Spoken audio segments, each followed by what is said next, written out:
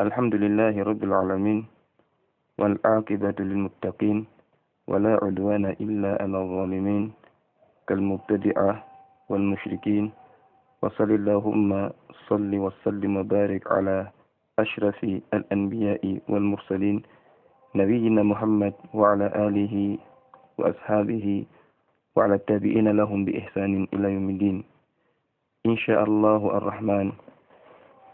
Si le Seigneur vénéré l'a prescrit pour nous, nous voulons commencer la lecture de l'épître Taysirul Allam, qui est dans le commentaire de Umdatu al-Ahkam. Il s'agit ici, comme vous l'imaginez bien, de la jurisprudence de l'islam, le fiqh, à travers les récits prophétiques.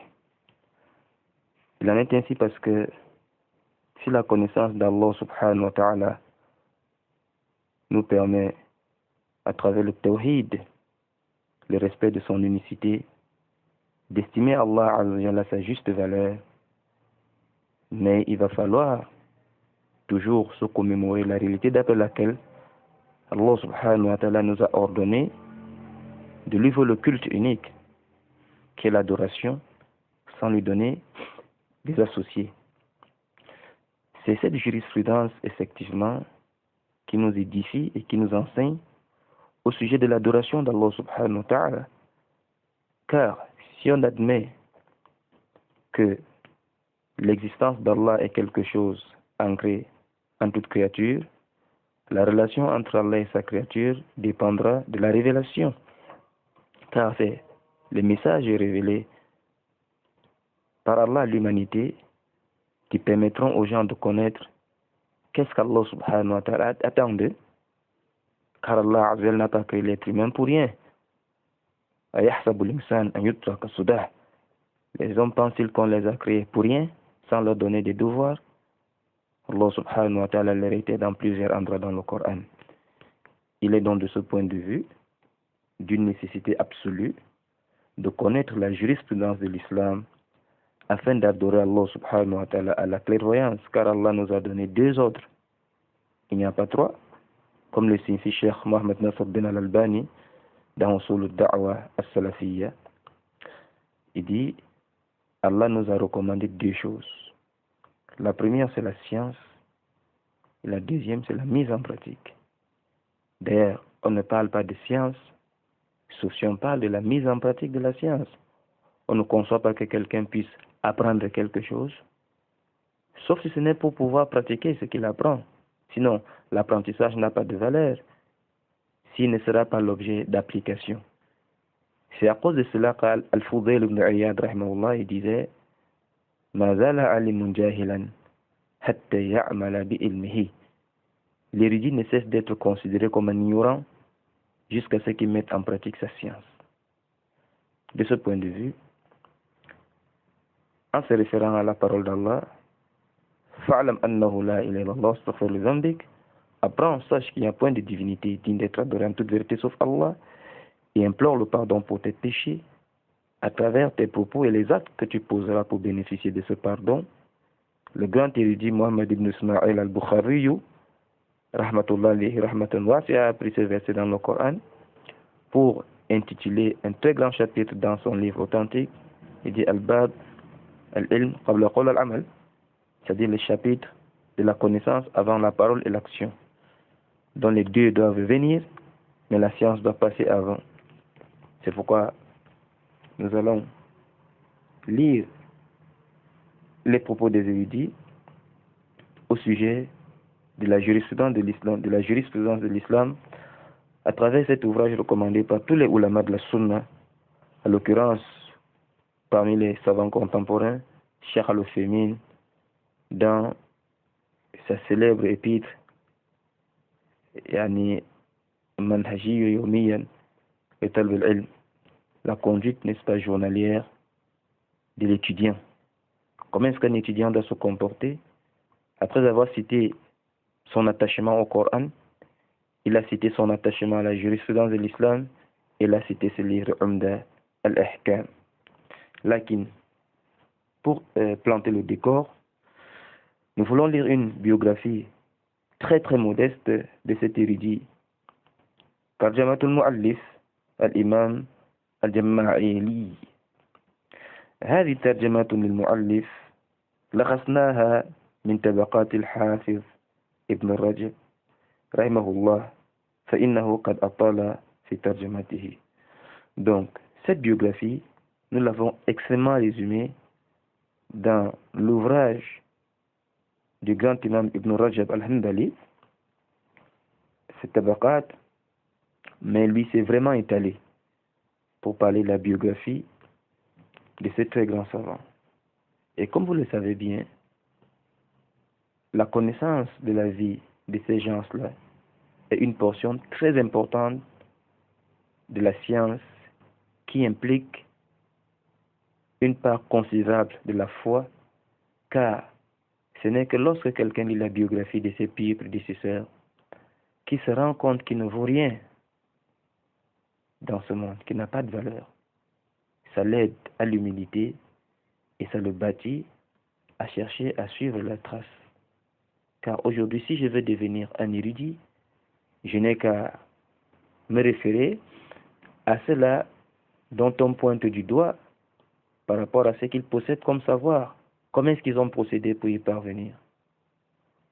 C'est pourquoi on rapporte que le grand imam Abu Hanifa Nu'man rahmatullah alayhi rahmatan wasi'a disait لأن أطلع على السيرة الصالحين أحب إلي من مذاكرة مسائل الفقهية وكلمة النحو. Faire des recherches dans la vie des pieds est préféré pour moi que de réviser quelques questions de fiqh, de jurisprudence. Car il y a, comme Allah dit dans le Coran, dans leur vie, une exhortation. Il dit وَنَحْنُ نُلَخِّصُ مَا يَكْفِي الْقَارِئَ. Nous résumons ce qui suffit au lecteur. لِاطِّلَاعِ عَلَى شَيْءٍ مِنْ حَيَاتِهِ وَمَنْزِلَتِهِ وَآثَارِهِ. Question pour lui d'avoir une idée au sujet de sa vie, son rang et son impact dans la société. وهو الشيخ عبد الغني ابن عبد الواحد ابن علي ابن السروري ابن رافع ابن حسن ابن جعفر الجمائيلي مولدا المقدسي مقاما الهنبلي مذهبا.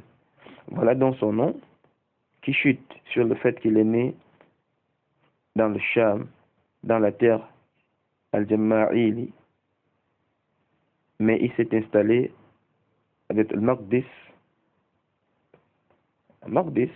Jérusalem et ses alentours, et l'école de jurisprudence qu'il a adoptée, car c'est celle-là qu'il a prise, l'école du grand imam Ahmad bin Hanbal.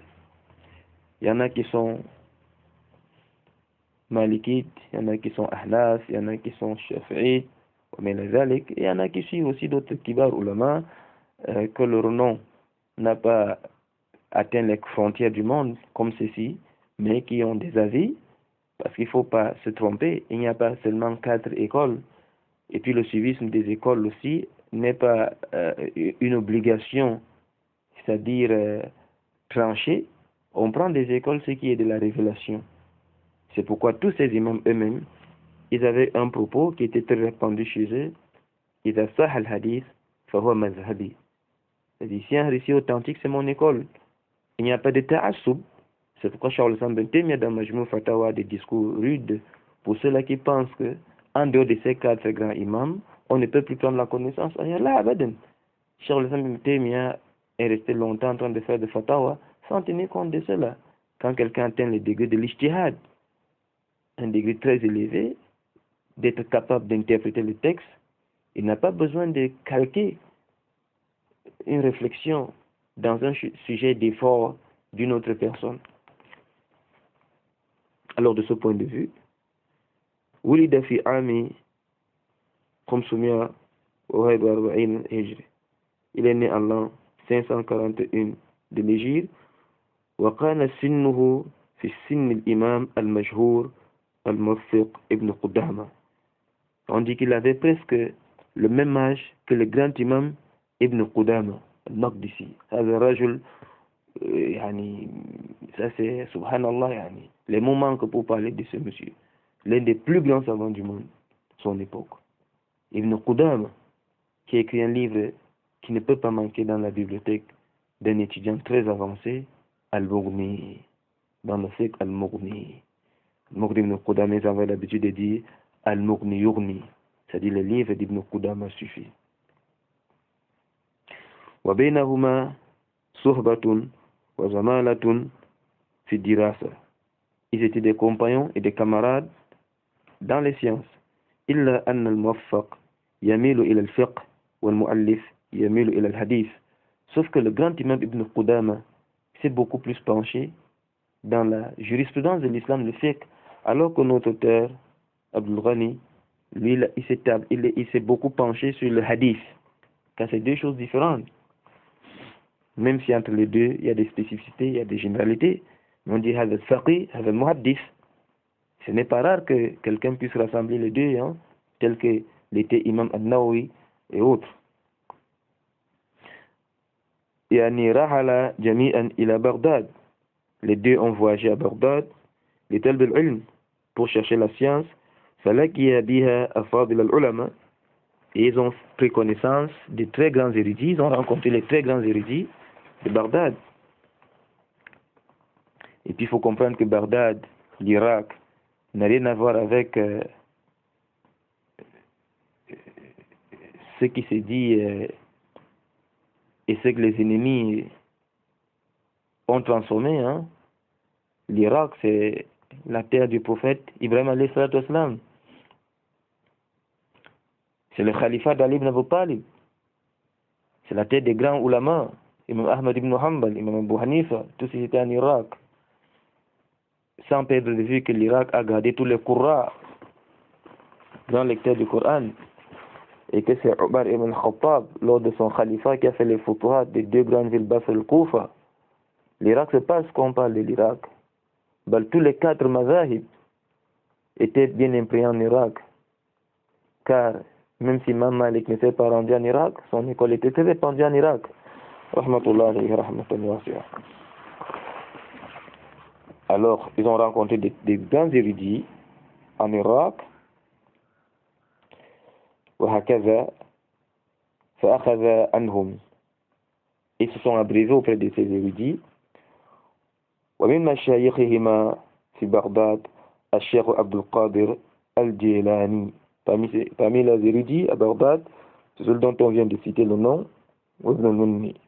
Et l'autre, وكان المرتجم له رحمة الله جوالا في طلب العلم رحالا إليه.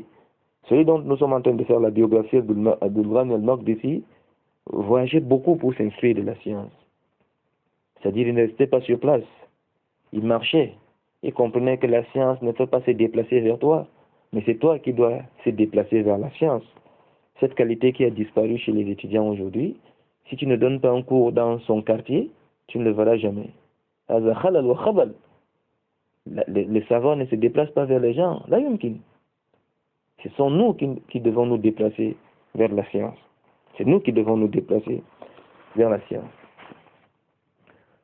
فدخل مصر, s'est rendu en Égypte, ثم أصبحان, ثم رجع إلى دمشق, il est rentré à Damas en Syrie, ولقي في هذه البلاد كبار العلماء, il a rencontré des très grands érudits dans les terres qu'il a fréquentées, فقرأ عليهم, il a lu auprès d'eux, وأخذ عنهم, il s'est abreuvé de leur science, وباحثهم, et il a pris beaucoup de recherches chez eux, c'est-à-dire il s'est vraiment instruit, il a approfondi ses sciences, il a fait les buhous.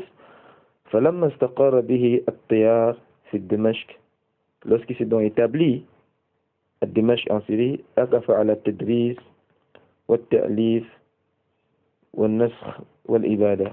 Il s'est donc vraiment établi en Syrie et il a commencé à enseigner, à écrire, hein? Il a fait beaucoup d'ouvrages et aussi il s'est mis dans l'adoration, il était devenu un dévot. ثم ذكر ابن رجب, et puis Ibn Rajab a mentionné autre chose, ثناء العلماء عليه, les éloges que les érudits de son époque ont fait à son sujet. ويظهر للمتون الأحاديث وأسانيدها حتى لقبه بأمير المؤمنين في الحديث. Tout comme il a mentionné sa mémorisation des ouvrages de hadith, il a mémorisé beaucoup de livres, des centaines de mille de hadiths, ce monsieur Allah, jusqu'à ce qu'il ait été appelé le prince des croyants dans le hadith, comme l'était Imam al-Bukhari à son époque, ou alors Shu'ba ibn al-Hajjaj, Abu Bistan. Tous ceux on les appelait Amir al-Mu'minin, car c'est le degré le plus élevé que quelqu'un puisse avoir dans la science du hadith. ثم وصفه بالعبادة والورع وفي العقيدة لاكتفائه آثار السلف الصالح. Et tout comme il a mentionné sa dévotion, sa retenue et sa croyance correcte, car il suivait les traces des pires prédécesseurs. وصفه الموفق بأنه رفيقه في العبادة. Et Ibn Qudama a dit vraiment, il était très dévot et ils adoraient, ils faisaient le maximum d'efforts de beaucoup adorer Allah. Il disait, Ibn Qudama, ma kunna nastadiku ila khairin illa sabakani. Ibn Qudama disait de lui, on ne se précipite